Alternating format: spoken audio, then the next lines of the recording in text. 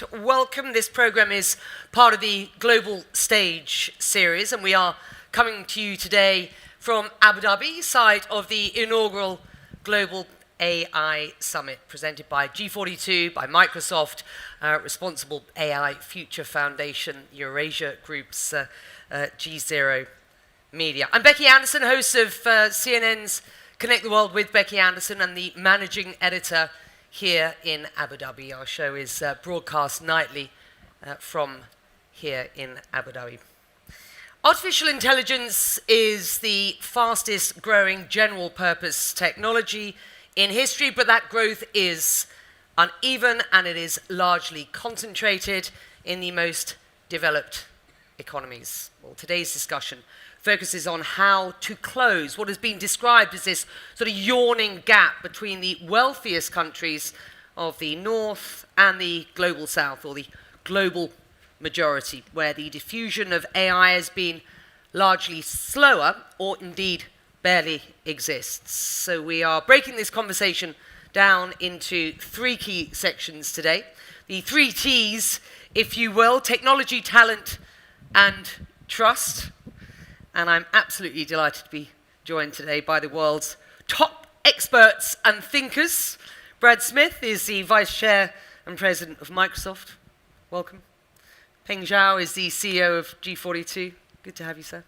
Ian Bremmer is the President and Founder of Eurasia Group and GZERO Media.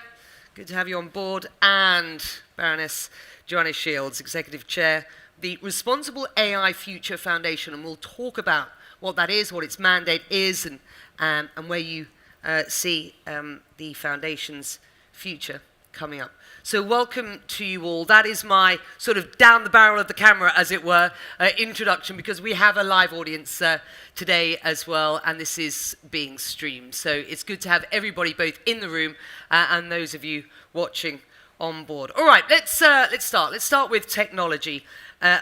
The first of the three T's that we want to deal with today: the infrastructure and tools required for AI at scale. Brad, let's start with you. Microsoft recently put out an AI diffusion report. I've read it. It is rich in content. Thank you for that. Describe for us the global landscape as it stands right now when it comes to AI diffusion. Well, I think the real challenge is you cannot build AI in the sky, even though we talk about it coming from the cloud. It requires a foundation. So just think about the world. There's 8.1 billion people in it, but 700 million of them don't have access to electricity. If you don't have electricity, you can't use AI. Then if you add in the number of people that don't have access to the internet, then that number rises from 700 million to 2.6 billion. So now we have 2.6 billion people who cannot use AI. But then third, what we've found is that you also need a level of digital skilling in order to put AI to work. Well, if we add in the people who don't have access to digital skills today, now we're at 3.9 billion people. Roughly half the world has the foundation to access and use AI, half the people don't. And that, I think, really defines the world as it exists today. And so what this means, in short, is if we are going to bring AI to everyone in the world, and that does need to be, I think, our goal as a generation, we're going to have to not only invest in AI data centers and the like, but we're going to have to use this to bring electricity to the rest of the world, to bring internet connectivity to the rest of the world, and bring digital skilling to everyone. It shows how important a challenge this is, and I think the need to act with urgency. G42 is a global technology company. You've been building AI infrastructure across Africa, across Asia, across the Gulf, and that's where I want to concentrate our efforts today, on the global majority. What are the necessary building blocks, Peng?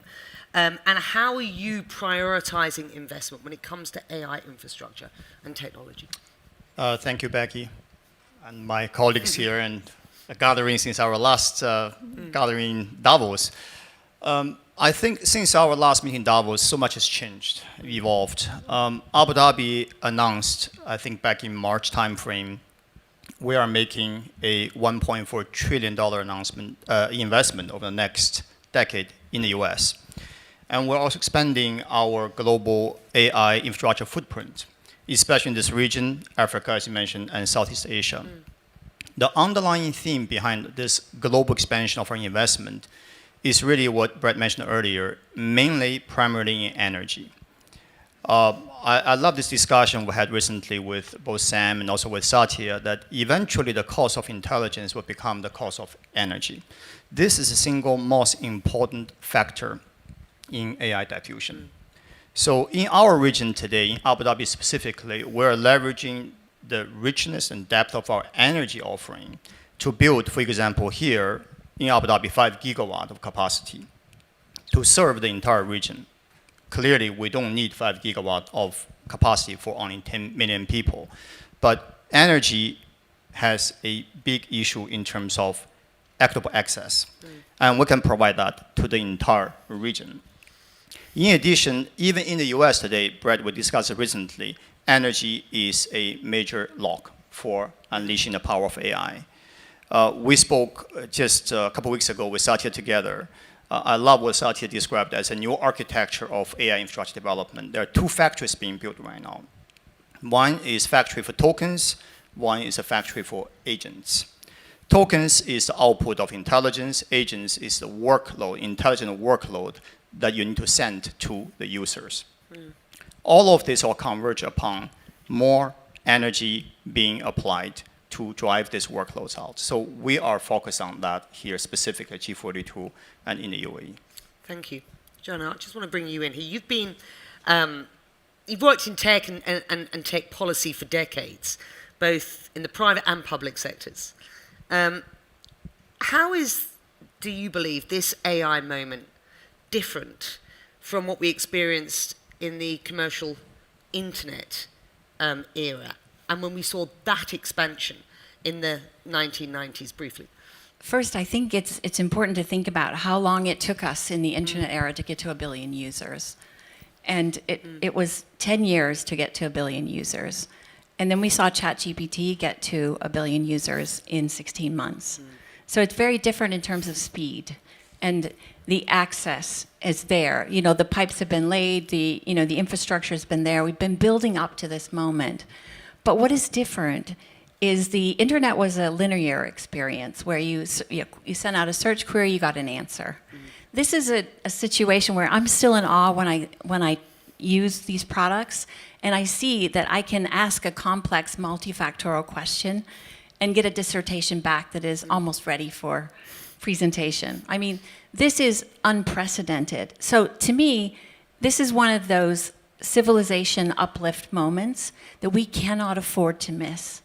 And if you look at the global south, you have the largest populations in the world, you have the youngest and growing populations, and we have to serve those communities. We have to come up with the playbooks and the best practices and share the ideas that are working everywhere.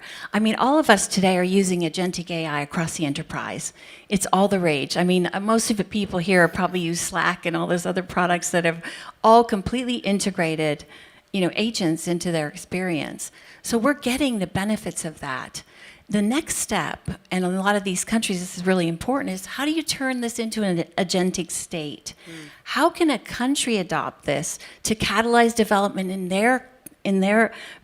for their people in the way that they want to do it, along with their culture, their laws, their values? How do you integrate that into the experience to make it work for them? And all these countries have fantastic startup communities and innovation hubs, and bringing those entrepreneurs together with the governments and helping catalyze that is really what the Responsible AI Future Foundation is all about. And we're going to give you a bit more time to talk about that momentarily, because I think that's really, you've really squared off where we're hoping that this discussion will go. Ian, let me bring you in at this point. You've said that AI is geopolitical by design. Just explain your thesis very briefly, if you will. And from your vantage point, how does uneven diffusion impact the sort of tectonic shifts in global power at this point? Well, I mean, there's 2 points to that. The first is the one that we should all be positive about, and the second is the one that unnerves us a bit. The one that we should be positive about is that we have a group of hundreds of people in this room and companies around the world and leaders around the world that have all recognized in the last year, 2 years, that this is where we need to invest. It has become the top priority because the impact, the scale of the tool, the magnitude on every sector in the global economy is worth it. And so if you want to have a shot at reaching sustainable development goals or exceeding them, you want to reduce waste, you want to improve efficiency, you want to deal with climate change, all of those things, this is the bet collectively the world is making. And that's happening in a world of 193 countries that can't agree on much, and that's a big deal. So we start with that. And even if we didn't make any progress on getting those 4 billion people that right now don't have the digital tools or the infrastructure or the internet or the electricity to be able to use AI, we would still want to make that bet because it would still be the best opportunity for our planet to make it. That's a very positive thing, and it's why we're doing this today, right? But then we have the question of who is in charge of the algorithms and what institutions, individuals, companies, and governments, right, are going to actually be the most profitable, the most successful in rolling their algorithms out. Because the business models for those actors differ wildly. Just give you an example. We've lived in a world of the last decades, even centuries, of nationalism. That's been the principal organizing impulse for humans around the world, principal identity. As we roll out agentic AI, AI that is actually trained on your data, that knows you better than anybody else in the world, what's the motivation of the company or the government that is providing that AI? Because they differ. And the winner or the winners are going to determine in large part what society looks like, what the motivating ideologies are. Is it still nationalism, or is it based on class, economic haves and have-nots globally? Or is it based on how you happen to identify yourself in hybrid through and with that AI? And this is not being driven by artificial global intelligence. It's being driven by the people that are actually programming those algorithms. That is an enormously uncertain space that we're all going to have to navigate through together and eventually make bets on. And those bets should not only be driven on the basis of profit. And that's kind of why you need the UN and you need responsible AI governance here as part of the conversation. You've teed us up very nicely to move on to the second two T's. Before we do that today, during the recent UN General Assembly, GZERO conducted a survey of followers across all its social media channels and asked this question: what is the biggest barrier to AI adoption in less developed nations? Now, the choices were cost and infrastructure, lack of skills, regulation, and trust and ethics.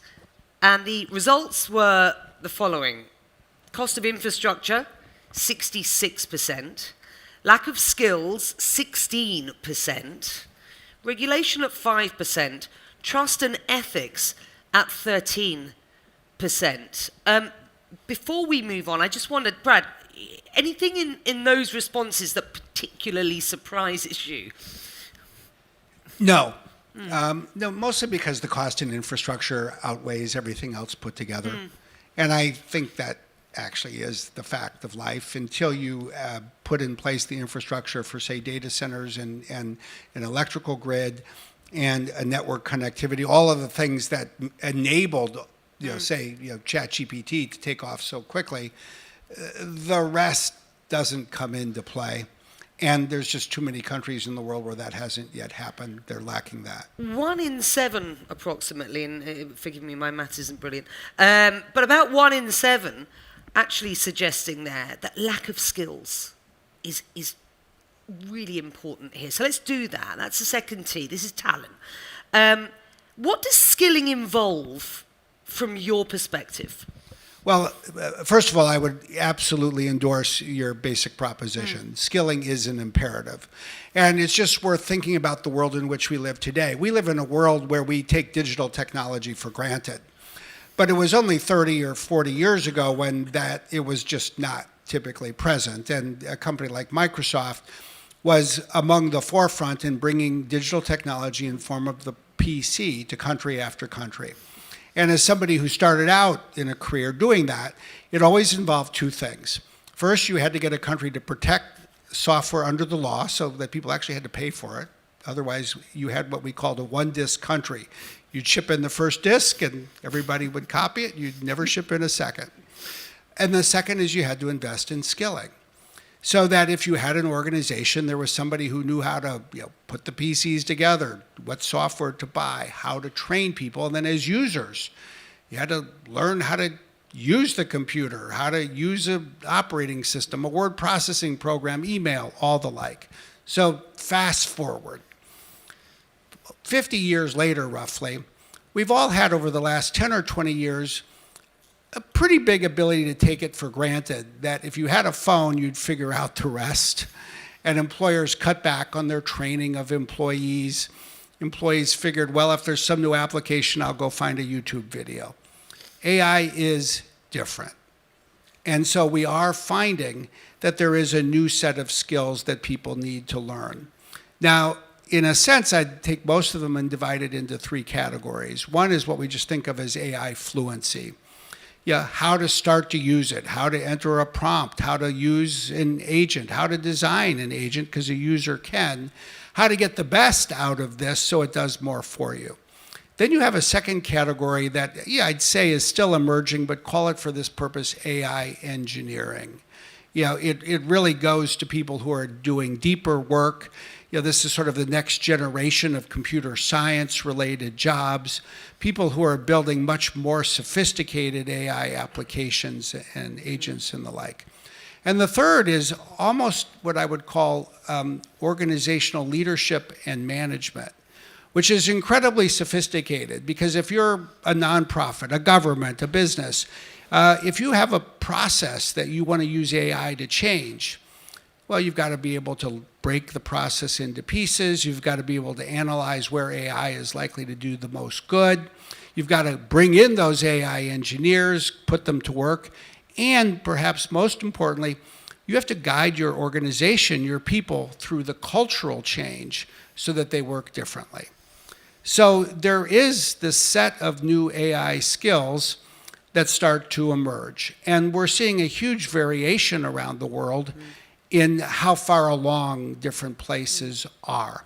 I will say we are in the global capital today of AI adoption because the report that we put out last week said that the UAE leads the world with roughly a 59% per capita adoption rate. Singapore is number 2. That's sort of the reference to the smart countries. A lot of the global north, a country like the United States, is only 29%.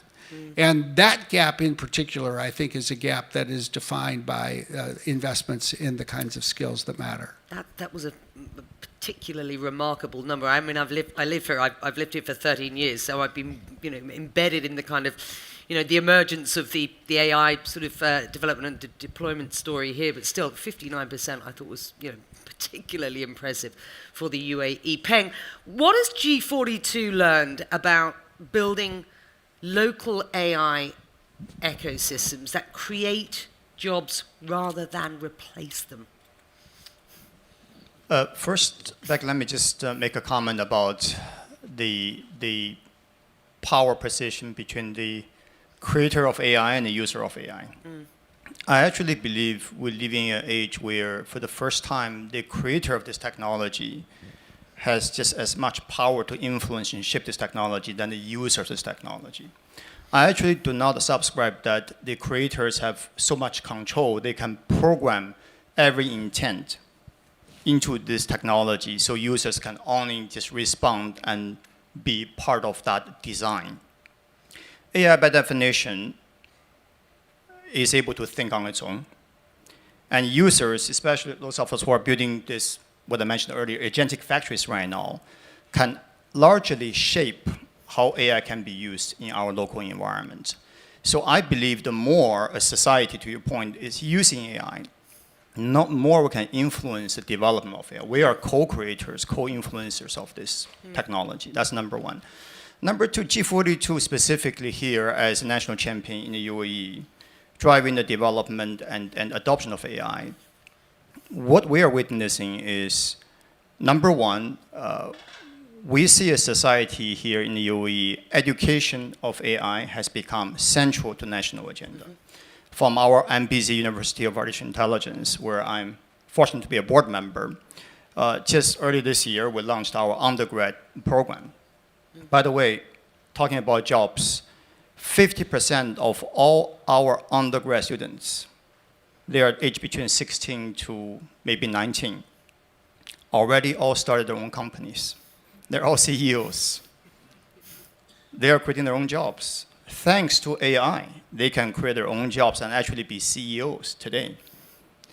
So in addition to the undergrad program, we launched the 7 to 70 program, educating kids as young as 7 years old about the basic principles of AI, all the way to the reskilling of those who are in the 70s in our society. So that's a critical national agenda we at G40 are helping to push forward and implement. The second thing I would say is that we are, in addition to building this gigawatt infrastructure, I mentioned this as a token factory earlier, we are pushing right now with a society of 10 million people. We are trying to build between now and early next year billions of AI agents to augment, not to replace, but augment the productivity of our human resources across our oil field, cybersecurity domain, agriculture, so on and so forth. So we are driving forward the usage of AI in every sector by embracing and co-creating the next version of this large model. So these are creating jobs, not replacing them. They are number one enhancing. They are enhancing job productivity, as speak, and we are discovering new jobs. Right. Otherwise, why would half of the graduate class of our undergrad school would have their own companies? Ian, I think from a geopolitical standpoint, what Peng is just talking about, as far as what's going on here, is going to be really, really impactful. I mean, we are talking about a technology that is racing ahead of some societies' ability to adapt at this point. I mean, do you see governments and businesses as taking any sort of lead in reskilling at this point? I mean, where is the proactive sort of momentum out there, if at all? I mean, it's right here. Right. It's lowest energy costs and its highest level of AI diffusion, right? So it's right here. And as soon as you leave here, one or both of those things become more problematic, right? So, and at scale. And so we need to recognize, like, first of all, you're going to have a lot of elections, won or lost, on the basis of what is your cost of electricity. All we've been hearing from global CEOs involved in the energy complex is there is nowhere close to the level of investment and speed in the grid globally to make this work. So you may have a whole bunch of skilled people, but they're not going to be able to use AI effectively.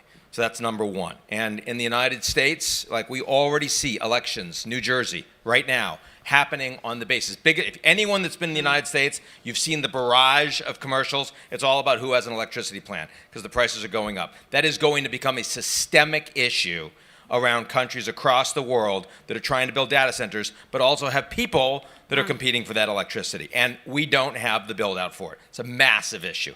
Second point is what's happening on the ground to the kids. What's happening to a whole bunch of white-collar professionals. Trump, as a phenomenon, is pre-AI. We have to remember that. It's a really interesting wave, but it is about mostly sub-college educated men, right? Blue collar, a lot of them in rural areas. And they have been left out of the last wave of globalization. That's why Trump is talking about manufacturing. Let's get those jobs going, even though that's only 3% of actual jobs in the American workforce right now, right? But coming real soon to a theater near you, it is advanced degree, it's white collar, it's urban, it's suburban, it's women, and it's their kids graduating from universities that aren't going to have the same opportunities. And I don't think that Trump is well positioned to get those votes, but neither is today's Democratic Party. There is a big space out there politically to take advantage of that disaffection, but the smarter thing would be to get ahead of it and start putting the policies in place that the UAE is already doing. And that's what I think we're talking about today. How are you thinking about talent at the Responsible AI Future Foundation? Well, first of all, I think over the course of the last few decades, the best talent in countries picked up stakes and moved to Silicon Valley. If you wanted to be in software engineering, you wanted to work in technology, you wanted to design chips, whatever you wanted to do, that was the path. So countries lost their best and brightest. But what we're seeing now is COVID was a factor. It taught people that you can do really great things from home or from locally, and people survived that way for a period of time. So it sort of broke the ice. But now we have AI, and I mean, for those of you who build products, software products, you'll understand how good it is at code. We talked about it this morning in the Enact forum. I think the stat was that one top engineer said that it was like 90% as good as he was. And, I think we're getting to that stage where this is where AIs excel. So the best and the brightest of that country could potentially stay home and build that next exciting startup locally. Right. And I think that that's a real possibility. And I think we're finding that, the world is changing a lot, and people have an element of pride about where they're from, and they want to contribute.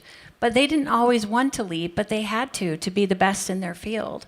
So I think that's a real opportunity. So how do you nurture those groups, and how do you create those examples? How do you share those ideas and enable more startup hubs to with the support of government and with the help to actually enable these kids to do that great work at home and bring that economic value to their home countries. And I wonder what the guardrails around exactly that might look like as we come to, and I'm conscious of time, the third T in this discussion today, which is trust. And let me stay with you as the exec chair of the Responsible AI Future Foundation.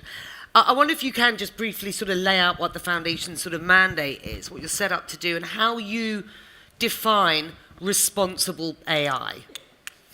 I think responsible AI in the context of this new foundation is about empowering everyone equally and enabling others to level up and to be part of this revolution. So I think that our focus is on that catalyzing function. Right. But I think in order for that to work, Ian brought this up, information integrity is a very important component of trust. And I feel like if we don't, some of the most advanced systems, AI systems in the world are the ad recommendation systems that power the attention economy, which are, really why we see things that are provocative or, downright evil spread much faster than a positive message. And this is a fact. I mean, I was at Meta, Facebook, when we built the system that, started the ad revolution. And you feel a certain sense of responsibility in that. But, models that are trained with social media data are a real risk because they will further embed and create, communities where people are, the conspiracy theories and things that are really damaging trust. It's something that you have to elevate that awareness and help people understand that what they're seeing and reading is AI generated. It's modified. There's a perception that that passion, there's an asymmetry to it because it's a handful of people, but it's provocative, so it keeps you on the site. And I assume that you will be setting yourselves up for, and are set up to provide some sort of necessary tools for sort of safe and equitable diffusion, and conversations like this and the work that you're doing is massively important to the rest of us as we explore the idea of trust and governance. In that there are already several global frameworks on the table, including from the United Nations, of course. In fact, you held the pen last year on the High-Level Advisory Board report on AI. Can you describe the current state of play as you understand it for global norms and for governance, and where you see both consensus and where you see the challenges at this point? Well, I mean, obviously the technology and the money and the urgency is moving a lot faster. And we just heard Secretary Burgum talk about the essential, AI arms race between the United States and China, and the Europeans don't want to get left behind, so they're now racing too, right?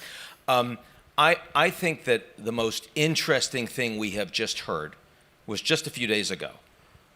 The U.S. and China meet together, G2, according to President Trump. Xi Jinping did not use that formulation.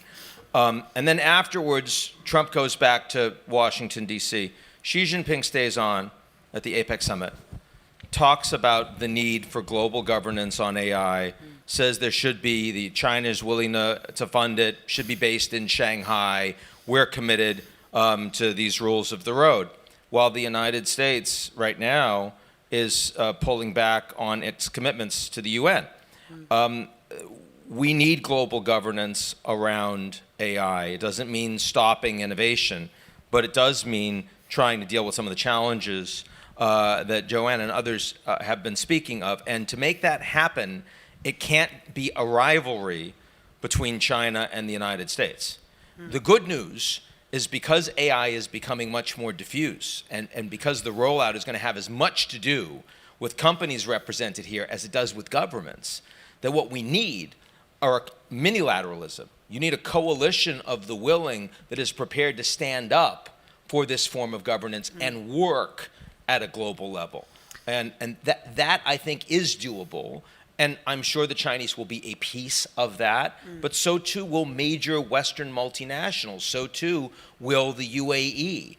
So too will be countries in the global south that are real stakeholders if this is going to make a difference for humanity. Peng, as long as you and I have been talking about AI, you've been talking about AI for good and responsible AI. You work across a myriad of different jurisdictions with very, very different definitions, I assume, of responsible AI. Do you believe that we can realistically create a sort of interoperable global standards? I mean, I just wonder what trust looks like in practice between tech providers, governments, citizens. What's your experience to date, and where are you headed in your own mind at this point? The short answer is very hard. Very hard to build this framework, this platform to create this trust. Trust needs to be earned. I was having this conversation with my team recently. How do we, as technology practitioners, instill trust into the AI stack? It cannot be just in the model itself. If you look at today, I'm sure everybody here played with Zara 2 when it came out a few weeks ago. The realism of creating a video of yourself having a conversation with someone in Japanese, 10,000 miles away, nobody can tell the difference is real or it's fake. So fake news, disinformation, misinformation is a big problem already. Technically, we need to implement certain watermarks, fingerprints into the synthetic content so we can trace back to the authenticity of that piece of content, which model, what data, who is the end user who created that content. But even more urgently now, as I keep referring to this agentic factory now we're also building, in addition to the token factories, is that soon enough, my 1,000 agents who are working for me will be talking to Brad's 1,000 agents working for him. How do they know these are real agents representing us? The identity of it. how do I authorize my agents to book a trip, make that transaction, access my wallet? Imagine suddenly there are not 3 or 4 transactions per day you do financially, but there are 25,000 transactions, each much smaller, but on your behalf, between agents, agentic workflow, agentic transactions. So we as practitioners of this technology, builders, need to implement a tracking system, likely based on blockchain, for example, to be able to track every single flop of the GPU compute, every token generated, and every transaction exchanged. So that we'll have complete transparency and auditability across this explosion of intelligence-based interactions among our agents. This is going to be key to introduce that trust. Are you convinced that others in this ecosystem, in positions like you are in, are also having conversations with their teams about embedding trust or not? I know Arthur is. He's sitting right there from Mistral. I know Right. that Brad and Satya, others are. But I don't believe every single person is treating this with high priority. But I do believe it'll become inevitable. They have to fit, for their models, for the infrastructure to be used and adopted, they have to show their technology is trustworthy. And 1 in 8 people put that as the most important in the polling that Ian's company did just at UNGA. So let me close out this then with you, and I'd like you to sort of respond, if you will, to what Peng has just sort of posited there. And how do you also ensure that there is a balance, an opportunity to balance innovation with governance, regulation, trust? Where's the line here? Well, what I try to do, I think, is answer that and blend together these other things by taking one part of the world and saying this is going to be the real test for this century for humanity. It's Africa. And let's recognize it's 1.3 billion people, and it's the only continent that's growing rapidly. Europe is shrinking in terms of population. Japan, Korea, they're shrinking. The US is flat, mostly. So the future is AI agents and people born in Africa. How do we ensure that the first serves the second? Then start by, and go to your questions about talent and trust. For every 14 data scientists on a per capita basis you find in Europe, there's only 1 in Africa. So why should people trust technology if they don't have the opportunity to contribute to its development because they haven't been educated in the field? We have to ensure that more people have the opportunity to master these disciplines growing up in Africa. The second thing we haven't talked about is the fact that most content on the internet is in English, more than 60%. Way out of proportion to the percentage of the world's people that speak English. Arabic is underrepresented. You get to Swahili and other African languages, even more underrepresented. That's a problem because generally at this point, AI performs better when there is more data in a language to train it. And thanks to Mistral, G42, others, there's certain open source efforts to address this. But we need to go out in a determined way and start to develop a greater AI capacity in these additional languages. That's one of the things we're doing through our AI for Good lab in Nairobi and here in Abu Dhabi. Then third, I think we should recognize, as this does, as Peng said, if the future of AI development, the future of AI, call it science as a part of computer science, probably has less focus on coding and more focus on ethics. How do you code this? How do you design it with responsible AI, privacy, security, the information integrity, avoidance of bias? We have to build on those first 2 things and then establish guardrails that at one level I would like to believe will have universal application around the world. And at another level, we should recognize that it's also more than likely and even more than reasonable that different parts of the world and different cultures will have their own nuanced views. And I think a big part of even bringing this group together is to ensure that that conversation starts to take place. there are certain standards that we'll all hopefully need to meet to ensure trust, and that's where an organization like the UN and global governance fits in. But especially in a decade where local control is outweighing multilateralism on a global basis, how do you ensure that different voices around the world can be heard and they get to shape this in their own appropriate way? This has been a thoroughly fascinating conversation and to be continued. Excellent. Thank you very much indeed, all of you. And that concludes our program from the Abu Dhabi Global AI Summit. I want to thank our panelists, Brad, Ian, Peng, and Joanna. And to see more content from the Global Stage series, do head to gzeromedia.com/global stage. I'm Becky Anderson here in Abu Dhabi. For all of us gathered here, thank you for watching. And for those of you streaming online, have a wonderful day.